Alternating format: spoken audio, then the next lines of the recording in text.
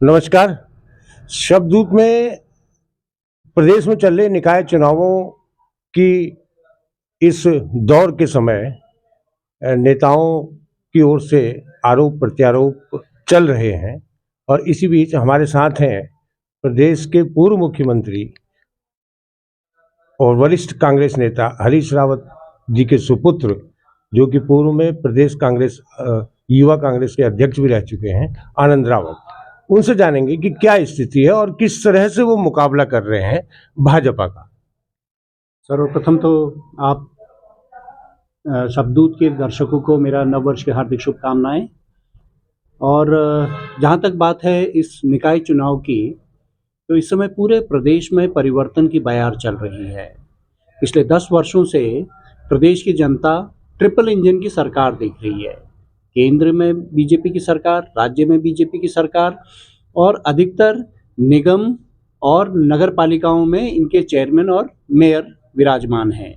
तो पिछले 10 वर्षों में ट्रिपल इंजन की सरकार है और इस ट्रिपल इंजन की सरकार में जनता को विशेष कहीं पर भी कोई विकास कार्य या किसी भी तरीके की उदाहरण के तौर पर जिसे हम कह सके पूरे देश में कि ये नगर निगम साफ सफाई के मामले में या विकास के मामले में अग्रणी सूची में आया हो कहीं पर।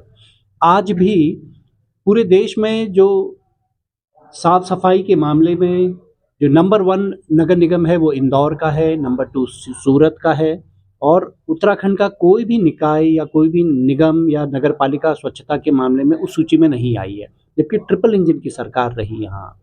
तो अब जनता ये मन बना चुकी है कि इस बार परिवर्तन करना है और इस निकाय चुनाव से ही ये परिवर्तन की शुरुआत होने जा रही है। नहीं, आप तो बात कर रहे हैं विकास की, लेकिन ये देखने में आया कि भाजपा की ओर से सनातन को लेकर के जो हमला कांग्रेस पर किया जा रहा है, उसका सामना आप कैसे कर रहे हैं? देखिए, हम लोग भी सनातनी हैं, लेकिन भारतीय जनता पार्टी तनातनी है, क्योंकि वो तनातनी करके अपनी एक विचारधारा, अपनी एक सोच, कट्टरवाद सोच जनता में थोपना चाह रही है, जिसे अब जनता स्वीकार नहीं कर रही है। क्योंकि कोई भी विचारधारा वो सबको साथ लेने की होनी चाहिए, उसमें सहनशीलता होनी चाहिए। अगर उसमें कट्टरवाद होगा तो ये कट्टरवाद की कोई सीमा नहीं होती है। आज वो हिंदू मुस्लिम में खाई पैदा करने की बात कर रहे हैं, लेकिन जब वो झगड़े लगाने की स्थिति आएगी तो फिर वो भाई भाई में भी झगड़ा लगाएंगे, पड़ोसी के बीच में भी झगड़ा लगाएंगे। तो इसकी तो कोई सीमा ही नहीं है, इसका कोई अंत ही नहीं है। और ये हिंदुस्तान की जनता है, ये बहुत ही संवेदनशील और सहनशील जनता है। ये कहीं पर भी कोई भी किसी भी तरीके की कट्टर सोच को जो है स्वीकार नहीं करती है। तो यहाँ पर मैं बहुत ही स्पष्ट करना चाहता हूँ कि हम जो कांग्रेस के लोग हैं, हम भी सनातनी हैं, लेकिन भारतीय जनता पार्टी ये तनातनी है। ये तनातनी करके अपनी कट्टरता जनता में या लोगों में थोपना चाहती है, जिसे जनता स्वीकार नहीं करेगी। नहीं, भाजपा के मुख्यमंत्री और उनके प्रत्याशियों का भी ये कहना है कि प्रदेश में जिसकी सरकार होगी उसी का मेयर अगर बने तो विकास होगा। इस बात को आप कैसे लेते हैं?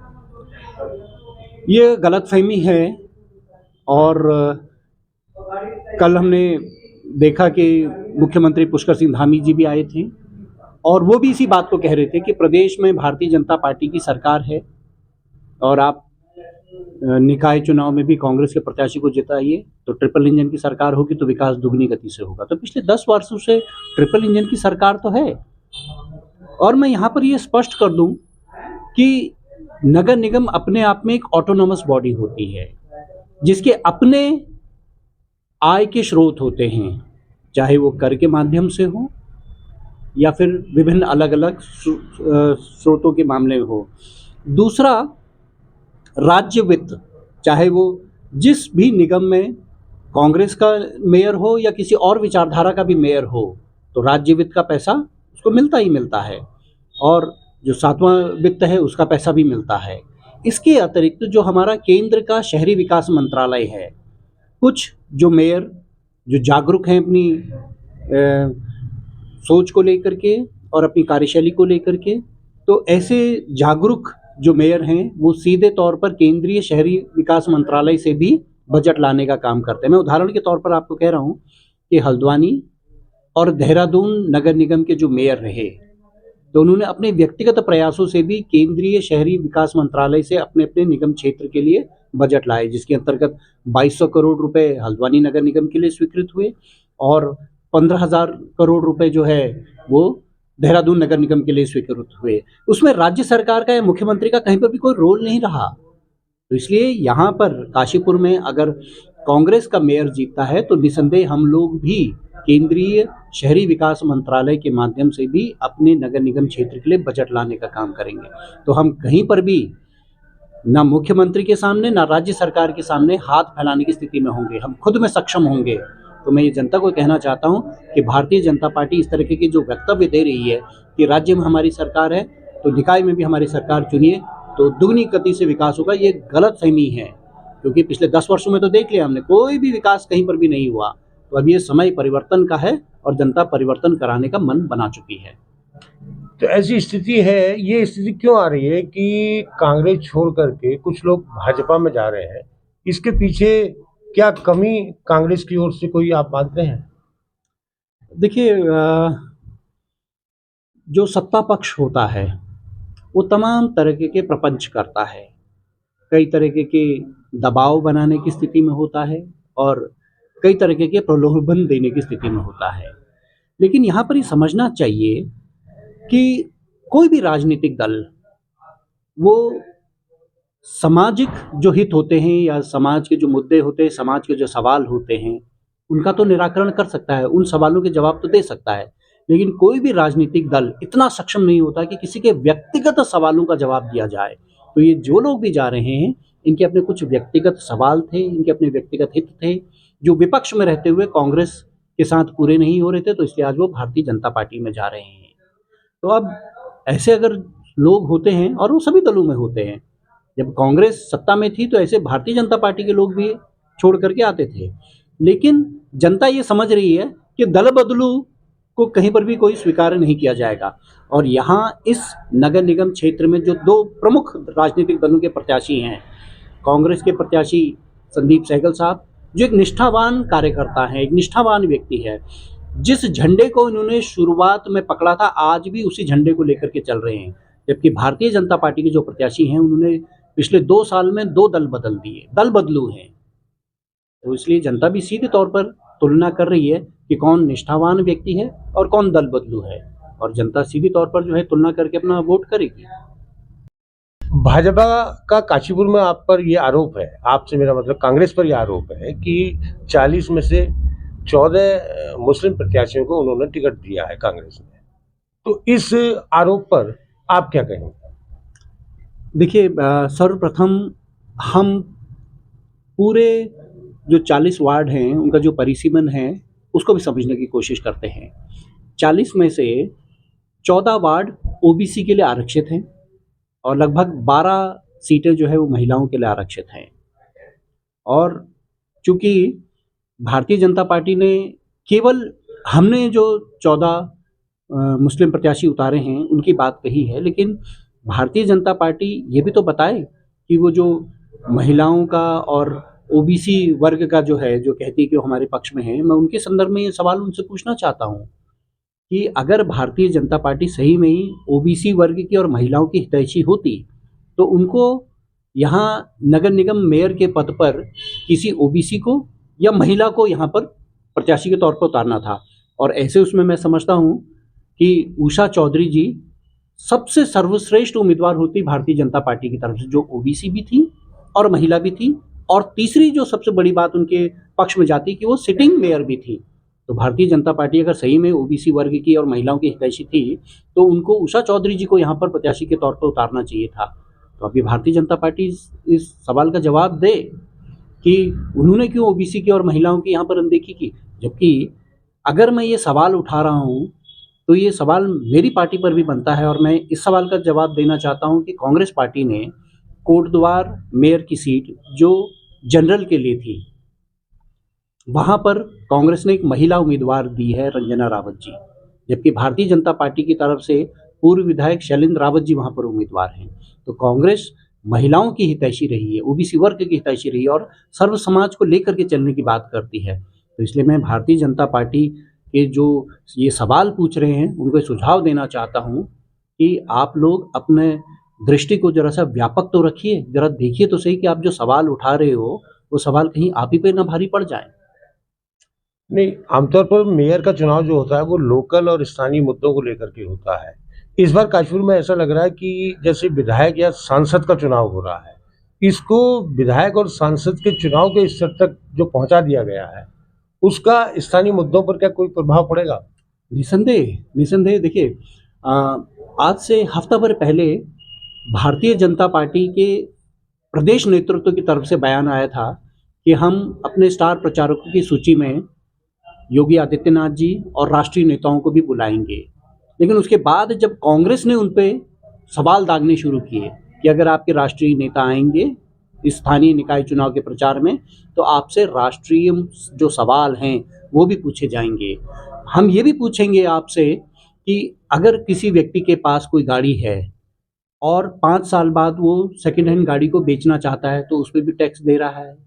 अगर किसी को पुश्तैनी संपत्ति मिल रही है, उसके पिताजी ने बहुत मेहनत मशक्क़त करके एक मकान जोड़ा और मकान जोड़ने के दौरान में पूरे टैक्स वगैरह भी पूरे जो है सरकार को दिए और जब वो मकान बेटे को मिल रहा है तो फिर बेटे को भी उस पर टैक्स देना पड़ रहा है। आज पेंसिल, रबर, कॉपी किताब, आटा, दूध सभी में जो है आप जीएसटी वसूल रहे हैं। तो एक जो टैक्स टेररिज्म आपने राष्ट्रीय स्तर पर चला दिया है तो वो सवाल भी आपके राष्ट्रीय नेताओं से पूछे जाएंगे और फिर ये बैकफुट में आए और अभी तक इनका कोई भी राष्ट्रीय स्तर का नेता इस निकाय चुनाव में नहीं आया क्योंकि कांग्रेस का मानना है कि ये स्थानीय चुनाव है, यहाँ पर स्थानीय मुद्दे और स्थानीय नेता ही इस प्रक्रिया में भाग लें और अभी तक तो इनका कोई राष्ट्रीय नेता आया नहीं है और मैं समझता हूँ कि जो हमारे स्थानीय मुद्दे हैं क्योंकि ये स्थानीय निकाय चुनाव है, कोई राष्ट्रीय निकाय चुनाव नहीं है। तो जो स्थानीय जो हमारे मुद्दे हैं साफ सफाई के, हमारी जो नाली खड़ंजे या छोटे और लेवल पे देखा जाए तो उस पे जो हमारी पेयजल की या गैस पाइपलाइन की या सीवर लाइन की इन मुद्दों पर जो है बात होनी चाहिए, लेकिन इस पे बात हो ही नहीं रही है। मैंने पहले भी कहा कि कांग्रेस का लक्ष्य बहुत स्पष्ट है कि साफ सफाई के मामले में हम अपने नगर निगम क्षेत्र को, अगर यहाँ पर काशीपुर का मेयर जीतता है तो इंदौर और सूरत के बाद काशीपुर का नाम साफ सफाई के नाम पर पूरे देश के सामने आए, इस क्षेत्र का नाम आए, तो ये हमारा लक्ष्य है। लेकिन इस पे जो है भारतीय जनता पार्टी बात ही नहीं कर रही है, वो केवल और केवल बांटने काटने की बात कर रही है, तो ये कहीं पर भी जनता के हित में नहीं है। इस चुनाव में आप मतदाताओं से क्या अपील करना चाहेंगे?